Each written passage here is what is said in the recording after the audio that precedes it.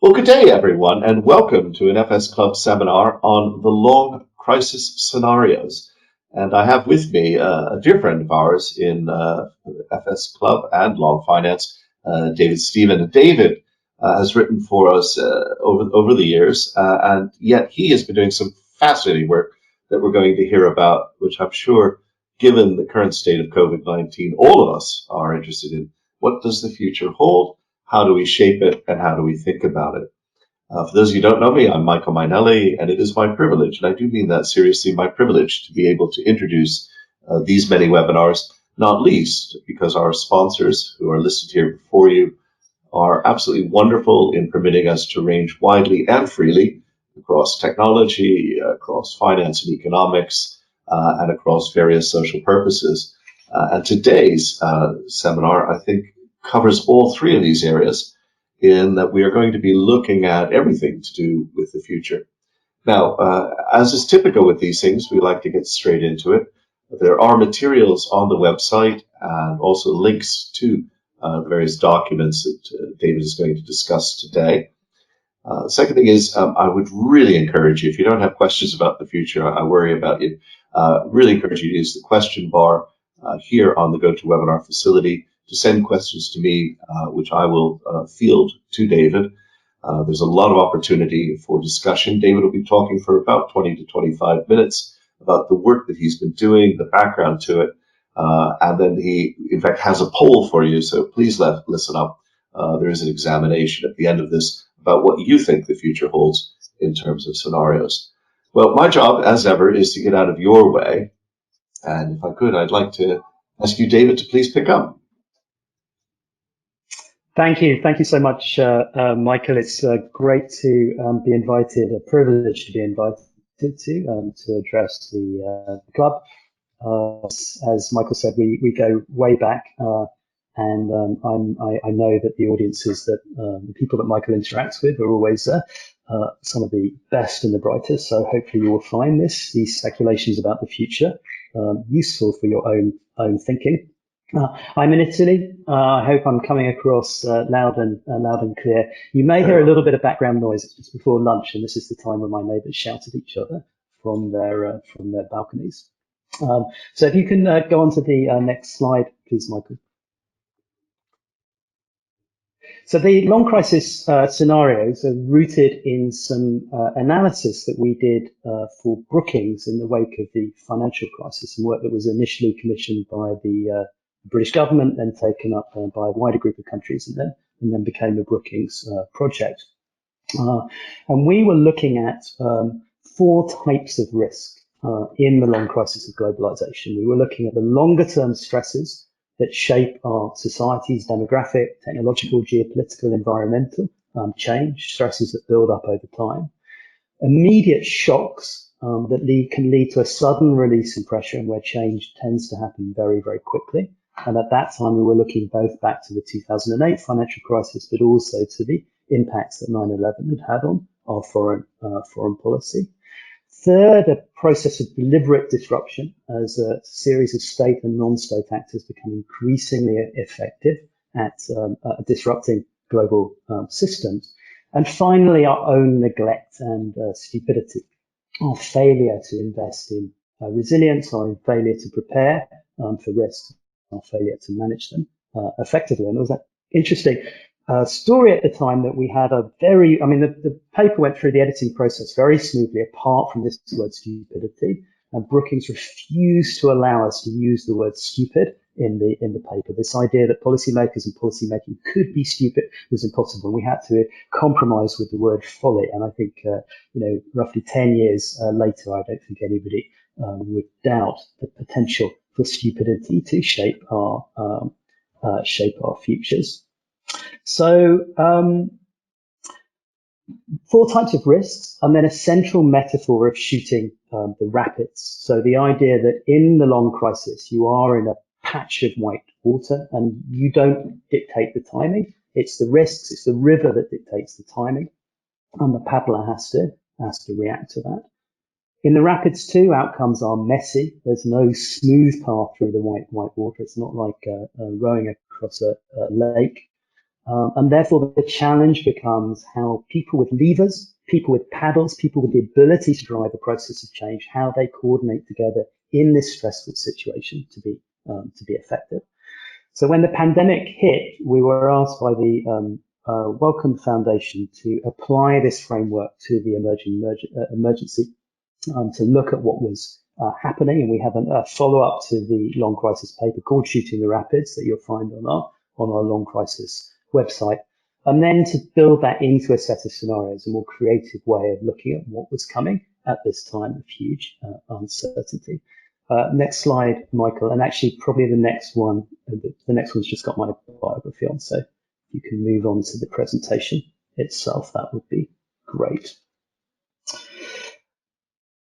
And one more, please. Yeah, you can download the full scenarios. This is an abbreviated version of what is a much bigger pack. I think there's 75 slides in the main pack, but I'm just going to try and give you the highlights. And David, So just to note to folks that there is in the chat room an outside link that you can follow. And as David says, yes, we'll be posting the slides as well. So please feel free to do some learning while we're listening. Thank you. Absolutely. So we applied the framework, and we used actually a concept that that Stuart Brand, one of the co-founders of the Long Now Foundation, came up with, called layers of change. And he initially applied this to buildings, and I won't go into all his layers of buildings, but he said, there's the stuff within the building, stuff that he said twitches around on an hourly, a daily, a monthly basis. Then you might have the services that you could change every decade or so, and then the structure of the building that might persist for a century or more. And in order to understand a building, you need to understand each of those layers, which have their own logic, but also how the different layers interact with each other.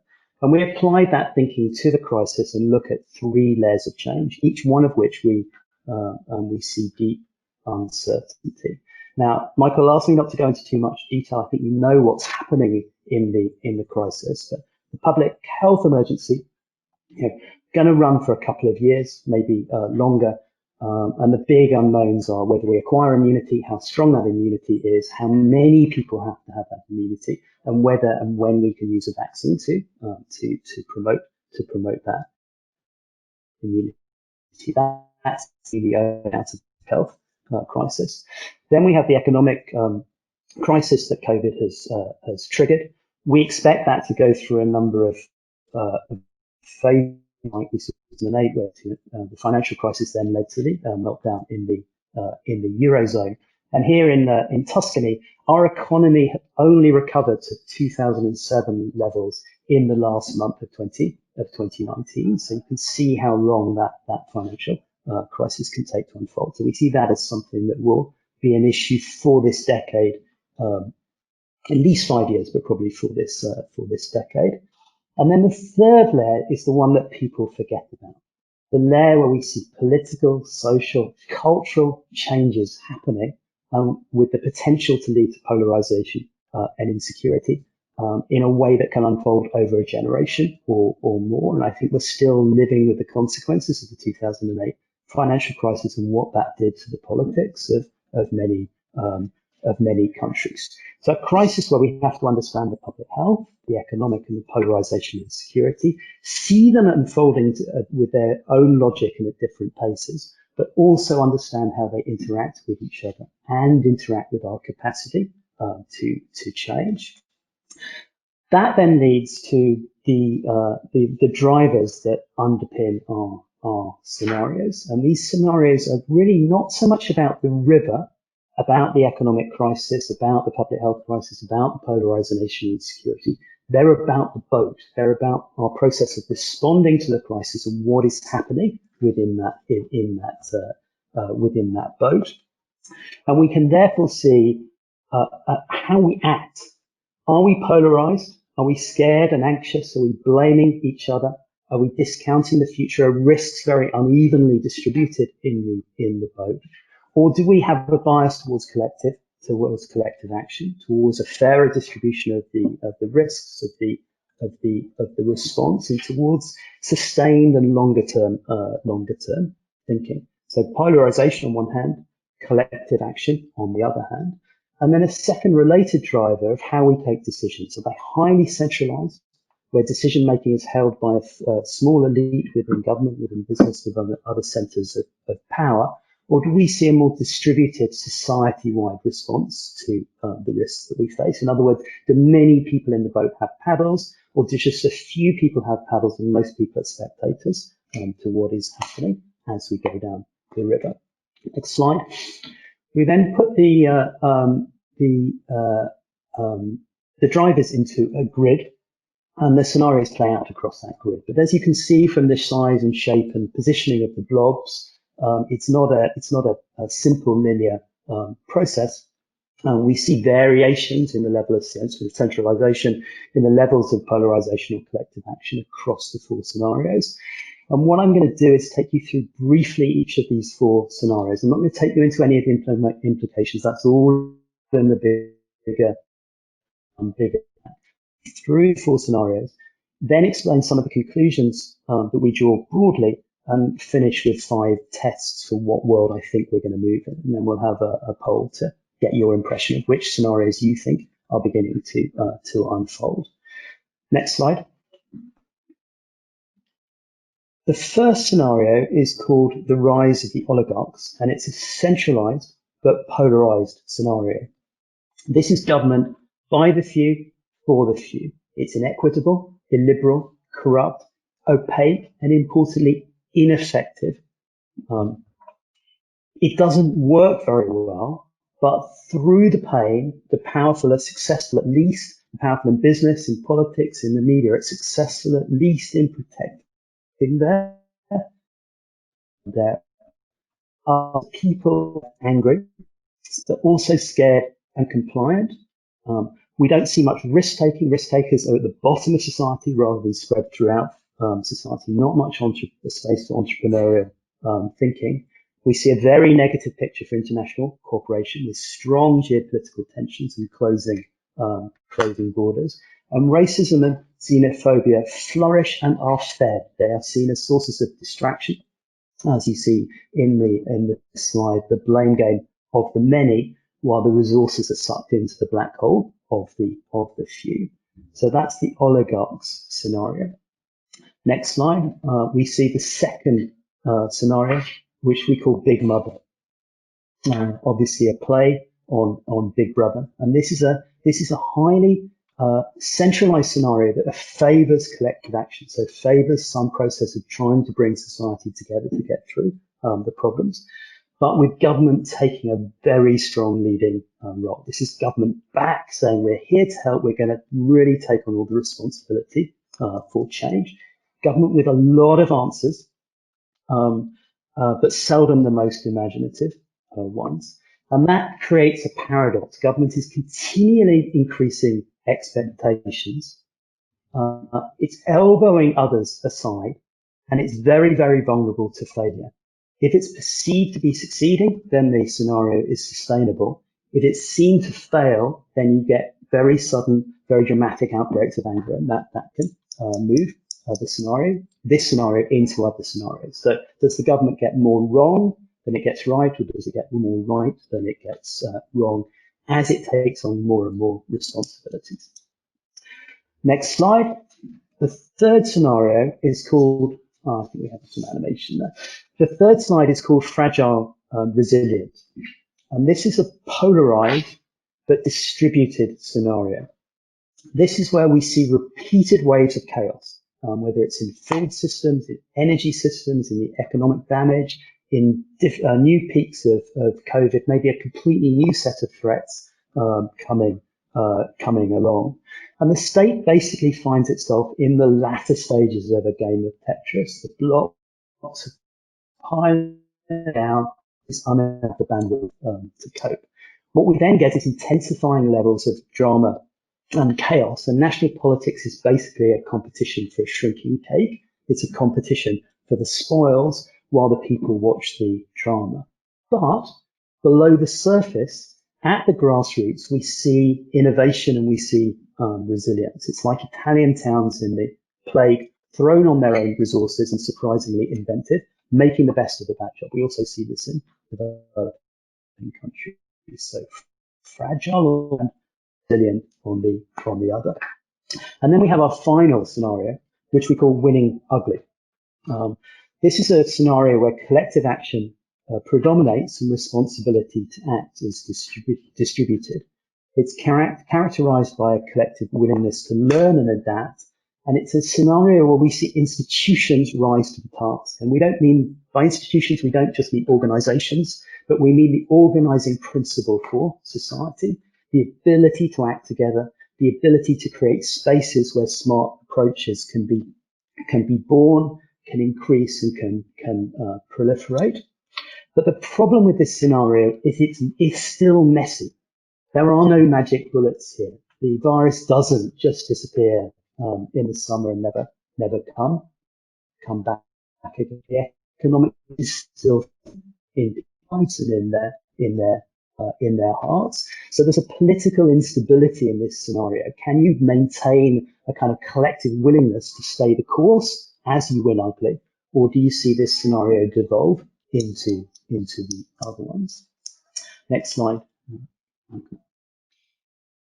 So I should have mentioned Alex Evans, who I developed these scenarios, and I am a growing group of other people who are clustering together under this long crisis, larger us banner, are really trying to think about what needs to be done to create the infrastructure, the habits that underpin both collective action and broader participation across society. And we call this a larger us approach, or a larger us thinking, while at the same time trying to repel the forces that lead towards them and us thinking and lead towards polarization.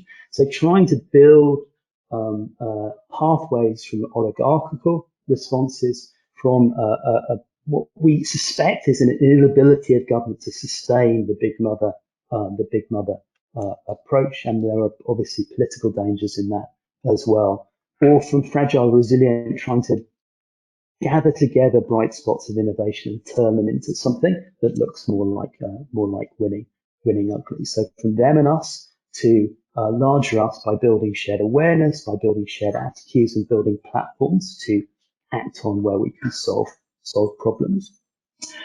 I'm almost out of time, so I'm going to end with 5 quick fire conclusions about this decade that we're now in, about the 2020s.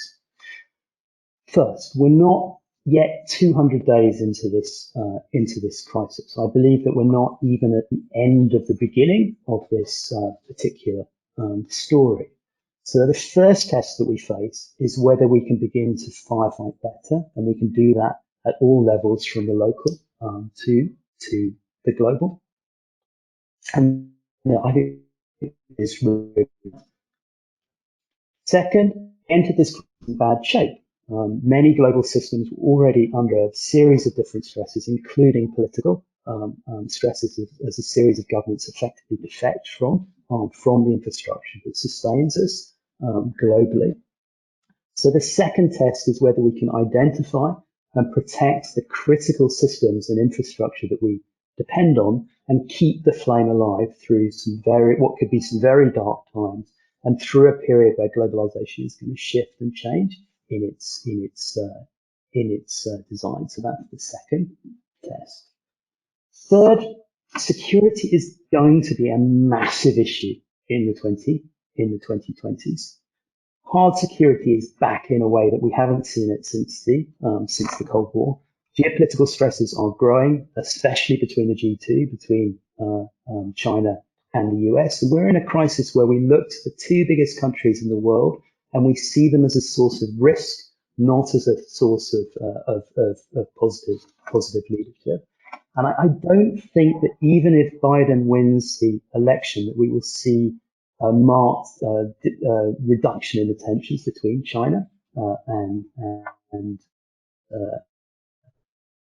US. Biden is also likely to be quite hard on China, and China, as we can see, is an incredibly difficult and unreliable actor now. So hard security is back, and at the same time, we're going to see what we call fragility, or we could see what we call fragility everywhere.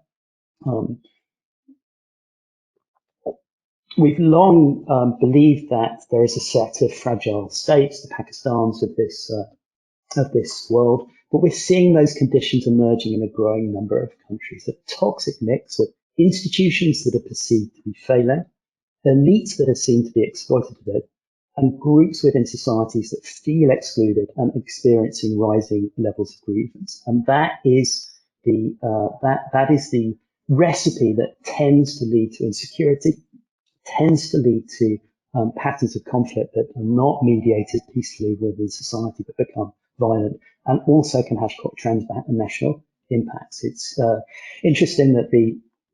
striking that the Black Lives Matter protests were triggered by a man who was thought or was alleged to have passed a fake counterfeit $20 bill. So tiny little justice infraction triggered a global wave of protest. Exactly the same trigger for the Arab Spring. A dispute over licensing of a vegetable cart turned into something, a wave of conflict that completely changed a region.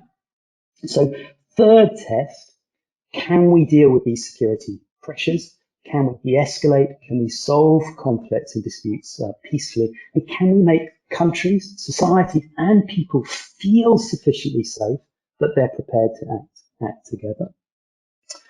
Fourth, the wedge that is being driven into what was already a big gap between the interests of the young and the old in a world that is experiencing rapid demographic change. It was almost as if COVID was scripted to exploit that division.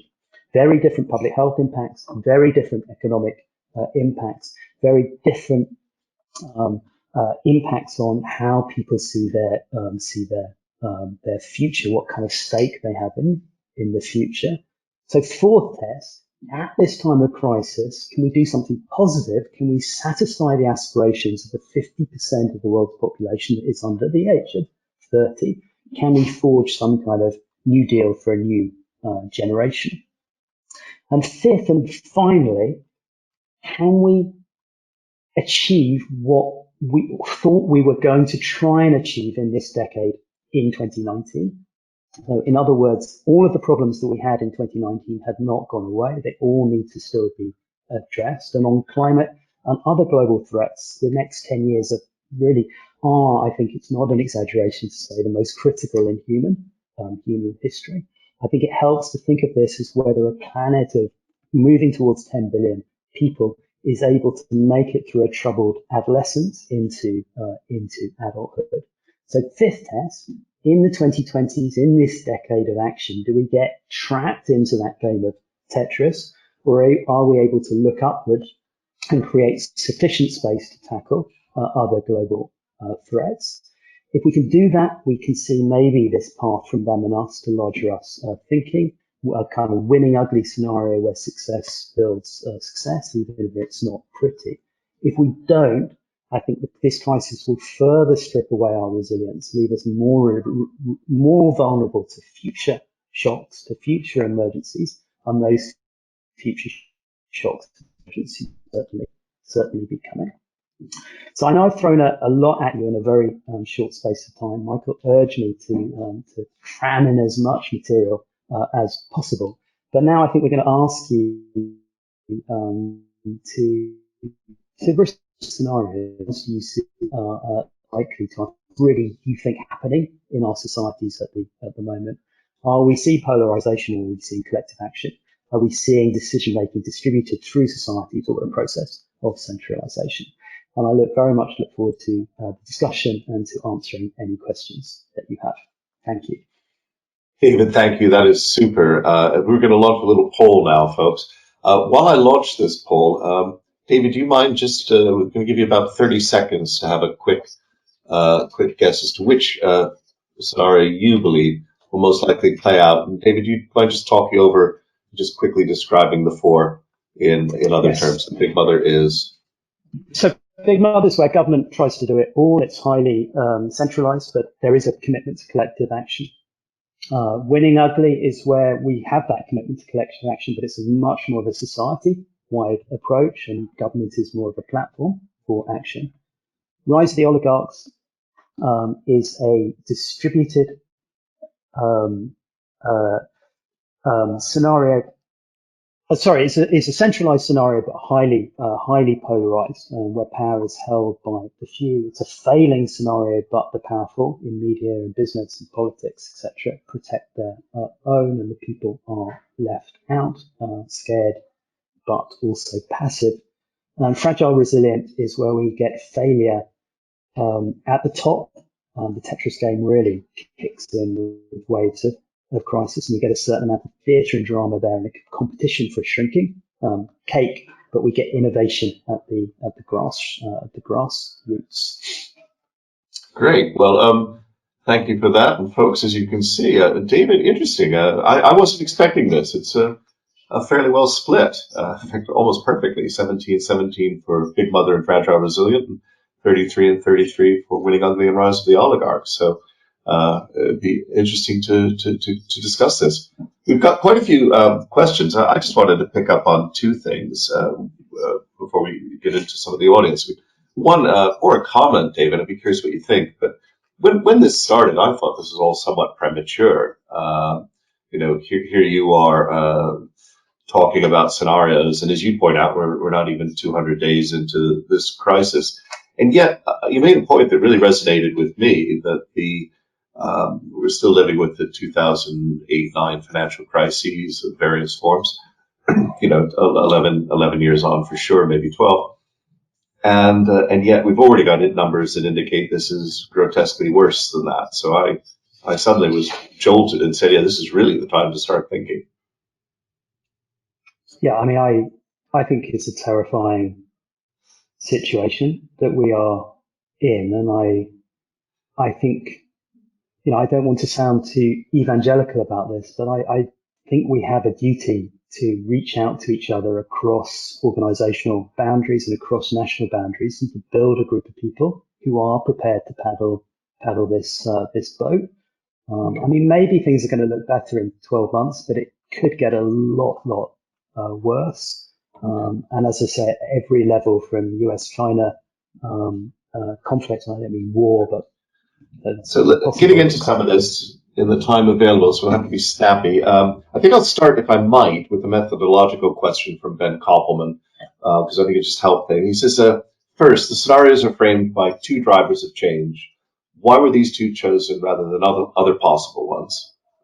And second, the scenarios talk about four dimensions: people, power, places. Why were they chosen to structure scenarios and then used to compare them? Maybe just 30 seconds on those two. So first, the drivers, and second, the dimensions. The drivers were chosen because we wanted to look at the boat, and we feel that those are the two most important factors for what happens within the boat. The uncertainties out in the river are not really tackled by this type of scenario.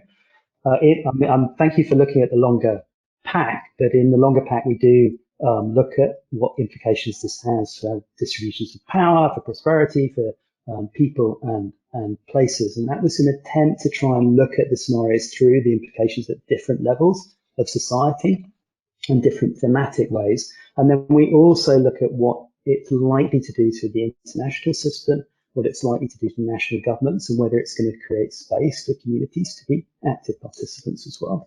Okay. Angel Gaviero Bastiero is asking, it looks like country by country, we are already seeing a mix of the four scenarios at play in different degrees, which perhaps as time passes, the mix evolves. Perhaps in some cases, one scenario becomes dominant, but another's still mixed. I'm quite interested in this because there's this sort of, is this a global scenario we're talking about, or is it a whole bunch of mixed ones and we kind of average them out and decide where we are? What do you think? I think it's a fantastic point, and I think you choose different units of analysis, and I think within a society you will find these different forces in play, but you can also then look at how those aggregate together at the global level. I think one of the most interesting parts of the analysis and our thinking since then is what pathways exist from one scenario to another.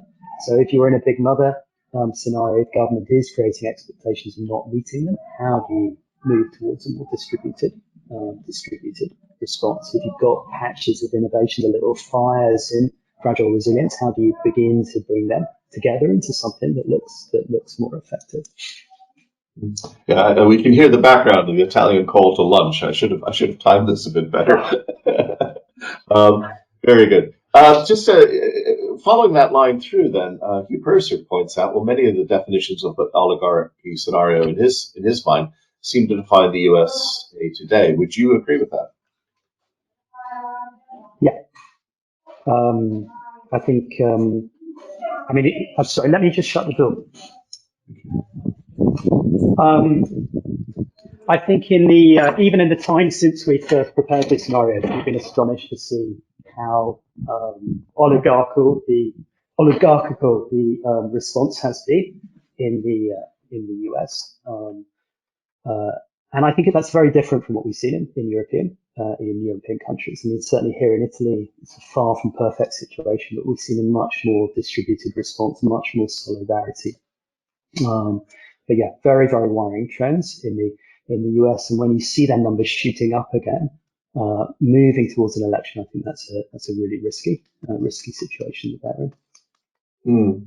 I mean, you said something in your oligarchical. Of course, you sometimes hear what you want to hear, but it sounded to me as if you were talking about there's a distinction in that one between taking credit and having responsibility. Yeah, I mean, we think that in the lower resilient scenarios, we see risks falling on the people and communities and groups that are least able to take responsibility for acting them. So there's a mismatch between the distribution of the risk and the ability to act. And we think that's a big fuel of low resilience, of resilient societies. And I mean, we wrote these before the Black Lives Matters protests uh, exploded, not just in the US, but then spread globally. And I think what we see in those protests is, a mix of pre-existing stressors, but also the impacts of the pandemic falling very inequitably on the people who were protesting, both people from ethnic minorities, but also the impacts that it's having on younger people more generally. I think, we normalize so much. I mean, everybody's like, well, it was obvious we were going to see a wave of protests, but that was a really surprising development, I think, to happen so soon. I mean, I would have expected something like that to happen at some stage, but so early in the pandemic in the US to see that exploding, I think is a very interesting signal. Yeah, well, it's I can only speak here in the UK, but it is a bit. It may be very good, but it's a bit strange that if you were trying to create an incident to help bring awareness of racism in our society to the fore, you would hardly pick, the 46th largest town in America to have an incident and to do it. So it's very difficult to see how these chains react. But we've got a few other good ones here. So Trevor Hilder wants to know, does your winning ugly scenario basically equal muddling through? Well, not really. I mean, there is a certain amount of but winning ugly was originally a term that came from tennis. It's Brad Gilbert who went on to coach Andy Murray to success, and he was known as a player who won ugly, and he so infuriated John McEnroe by beating him in the US Open that McEnroe announced his retirement immediately after the match, saying if I can't even beat a player like Brad, then I've got no business to play tennis. And what he was able to do was not necessarily the most talented player, but at every level, from the physical to the psychological, he used every lever in his armory to win. And it didn't always look pretty, but it was that sense of throwing everything at it and moving on all fronts. So I think it's a less passive than a kind of muddling through scenario. And I know you want me to be brief on these answers, but if you look at what's happening on some of the medical innovation and how effective networks of doctors and scientists are at designing on the hoof massive research programs, massive testing programs in order to be able to prove what approaches are effective or not. How rapid the pace of innovation is in exactly what kind of treatments you give people in intensive care, etc. I think these are winning ugly approaches done by tired, stressed people, but who are somehow managing to patch together a knowledge of what works and what doesn't work. Susan Cuff has slipped in. I'm going to take her before some of the people who asked earlier, because it follows up on this, I think, nicely. How do we reach out to each other? How do we learn lessons? And importantly, how do innovations coming from the grassroots get heard? And do you have any good examples you'd like to share? You just shared one, obviously, on medical, but maybe you have another. I think there's a strong psychological dimension to this. There's outer questions of how we can be effective at building change, but there's inner questions of what kind of people we are and how we behave and how we act. I think it's very, very noticeable that a lot of the advocacy and a lot of the campaigning work that we're doing is not moving us in a winning ugly direction. It's directly polarizing the situation. It's dividing, it's pushing divides, it's driving divides into society, and it's reducing the capacity to act. And these are campaigners who think they're great people. They think they are improving the situation, but actually they're probably putting gasoline on the fire. Going back to the Black Lives Matters protest, whatever you think about it, the defund the police objective in the US, I think, has had positive impacts because it's a very clear policy ask. And in fact, if you look at the way that that's been articulated, it's done on the basis of the Vision Zero work, which had already provided some really quite concrete proposals and suggestions and action-focused changes for police departments to make. Now pushes that in a more radical direction, but it's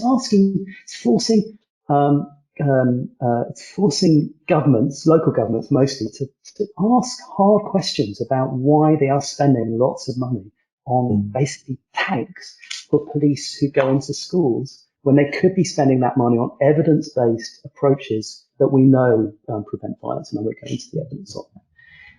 In the UK, the objective has tended to be, let's tear down some statutes. And it's important to confront the past, but we don't see that as moving towards action that's going to lead to a positive social change. So we think one of the organizing principles are partly what's in our hearts, and I hope that doesn't sound so too wishy-washy to you, but it's also whether there is this problem-solving, solution-orientated mentality beginning to emerge. Robert Winthrop Brown ponders whether the UK might be as corrupt and as oligarchical as the US. If you had a quick comment on that, or should I move to the next one? Well, I left the UK after Brexit, so I'm part of the Brexiters. So I'm a little bit out of touch with UK politics. But I think we have seen hollowing out of our civil service, of our capacity to govern. In the UK, we see bold statements from people like Michael Gove at Ditchley, and if you haven't read his Ditchley speech, I urge you to do so.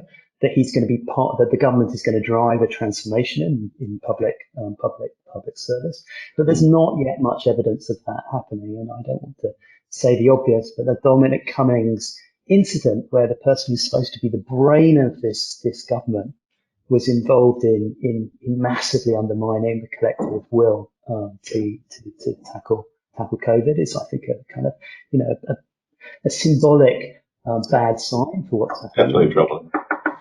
Mark Morris would like to move on to something that almost always comes up when we talk about scenarios, the media. Currently, we are experiencing an increasingly diverse media landscape. Do you see this as presenting a danger towards oligarchy or a pathway towards more distributed thinking with a multiplicity of views and opportunities to learn from others? I think it's hard to be optimistic about what's happening with the media. I always hesitate when I start to talk about this stuff in front of you, Michael, because I know you know so much more about this than me. But it seems to me that a large part of our economy is insolvent. A large part of our public sector does not have the money that it needs to function over the next year, and that is particularly true of the media, where a financial crisis is hitting all sorts of news providers, apart from a few quasi monopolies. Google and Facebook are obviously doing very well. We know that Facebook has admitted that polarization is in its business model. Twitter is also a business model that's driven around polarization. This is kind of behavioral box where we are trying to press buttons and get rewards coming back. So I think, I was one of the early bloggers. I was part of that kind of social media revolution, and I went into it with very idealistic hopes for what could happen. But I think we're currently in quite a bad situation there. What could strike back is a focus on solutions journalism, a slightly different type of media that probably will be mostly about connecting elites and change makers and getting them together behind change. But I think the mass media is going to be a very difficult space, and that's before you get to what the Chinas and the Russias, etc., can do with their and our media. Last audience question. Rupert Stubbs out in Bristol was interested in your feeling about how Taleb's anti-fragility relates to the scenarios you've presented. Sorry, I didn't quite get that. Nassim Nicholas Taleb's anti-fragility thinking relates to your scenarios. I think,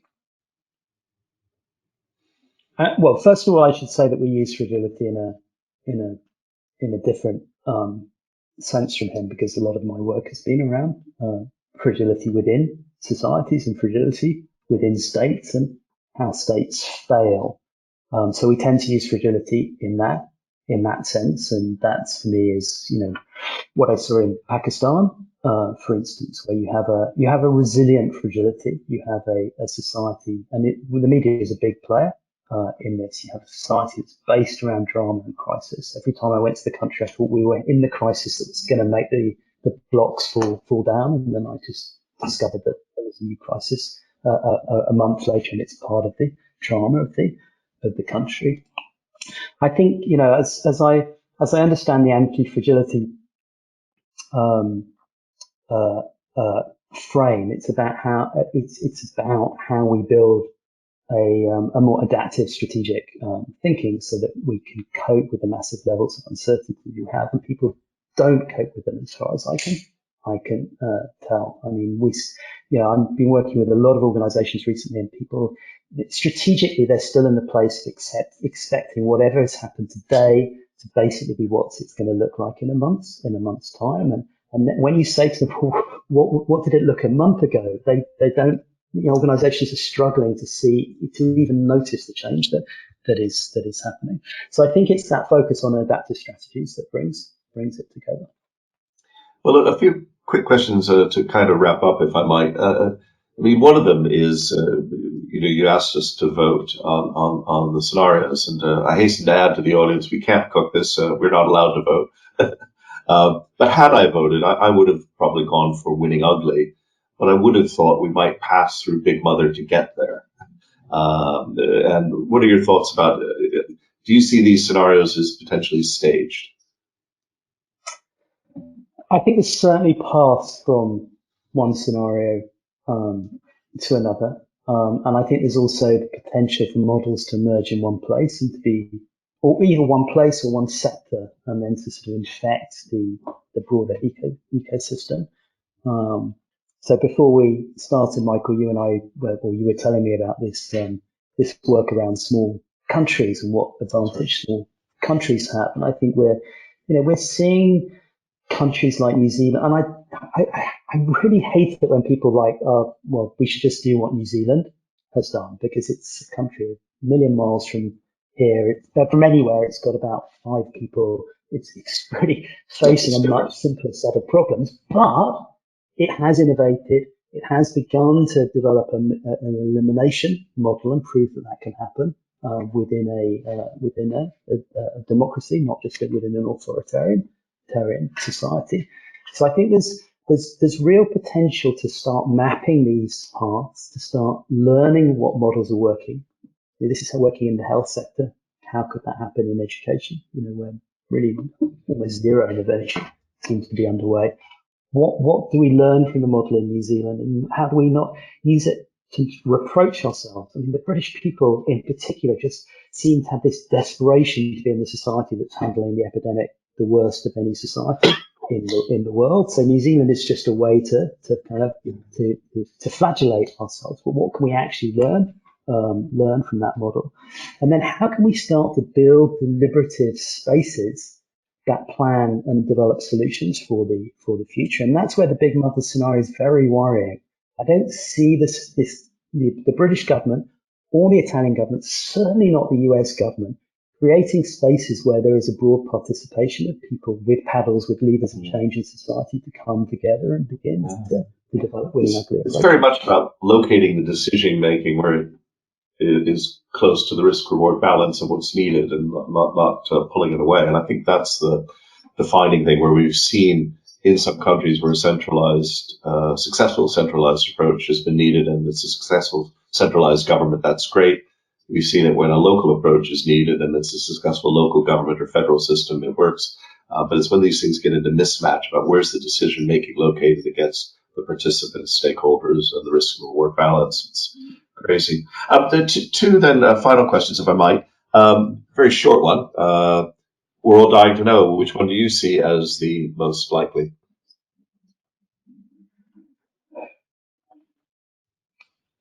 I think we're probably going to head down a fragile, resilient path, but with some countries beginning to demonstrate that winning ugly is possible, and with some countries nibbling at Big Mother, but probably finding in elections that they can't sustain the political support to make that happen. Now, I've taken away, frankly, quite a bit. You made some excellent points about thinking about the situation now, which certainly, you jolted me there when I thought about the 2008, 2009 crises, and those were nothing compared to what we could already see happen. I loved your point about you couldn't pick anything better designed to split up the generations, the old and the young. That was very good. I love the points about the collective us, and I'm certainly going to be coming away trying to apply in my thinking going ahead very much your two drivers for change. So the whole centralization, decentralization, collectivization, etc. So it's been a very helpful framework for me. But what would you like the audience to do? 2 sentences. What would you like the audience to do with these long crisis scenarios that you and Alex have worked on so hard?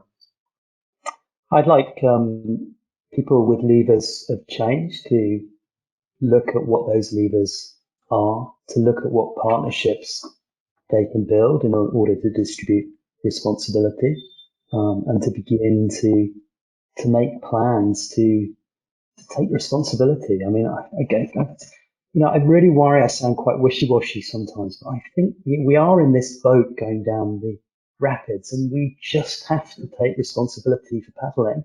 And if we sit back and wait for some magical solution to come, then I think we're going to hit the rocks. So, I'm very happy to support, talk, inform, try and join the dots across different sectors and organisations. And I really, really hope that the great people who are on this call can start to take some of this larger us thinking forward.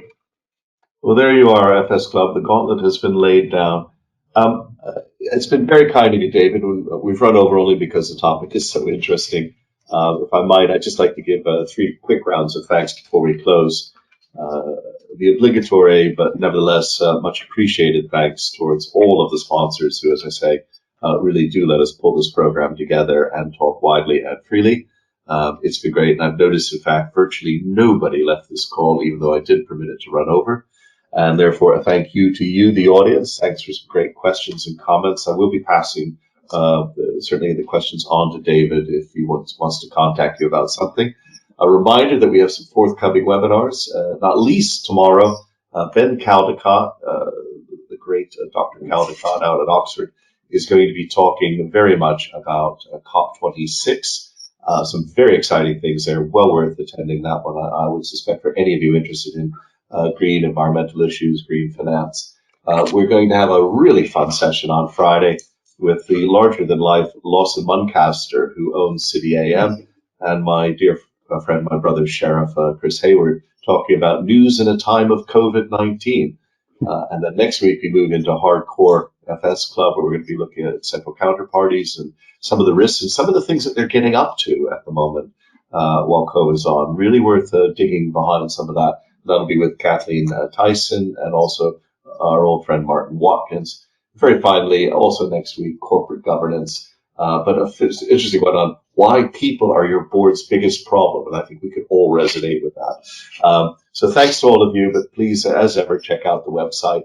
But very finally, David, we caught you out. We've asked you to come out of your luncheon hour in Pisa, and I've really enjoyed it. Unfortunately, as you know, all of its virtual stuff lacks certain features, and one of them is the ability for the audience to really show you heartily how much they've appreciated. But I think you got a flavor from the questions and from the attention that it's real and earnest and deep.